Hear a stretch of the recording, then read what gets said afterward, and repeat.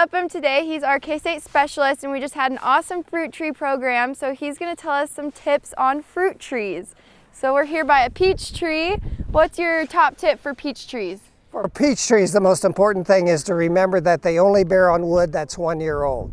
What that means is that you're going to have to do a lot of pruning every year. You're probably going to take out about 30% of the tree every year. Some people will take out 50%. That seems a little much to me, but there are some people that do that. And what that does is a couple things. One, it gives you a lot of new wood so that when you do get peaches, you get a large crop. But also that crop is born closer to the trunk of the tree and is less likely to break that tree apart. The Post Rock Extension District partnered with the River Valley District to bring 2 hands-on pruning workshops to our area.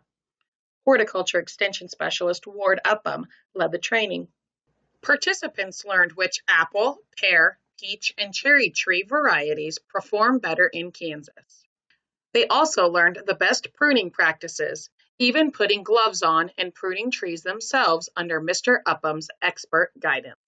Participants applauded the workshops and left motivated to grow more and better producing fruit trees. Shannon attended the workshop in Mankato and shared her takeaway with us. Yeah, I learned so much, mainly that I've been pruning my fruit trees wrong. I lost a lot of peaches last year from simply not knowing how to manage my tree, and honestly, it kind of discouraged me on fruit trees.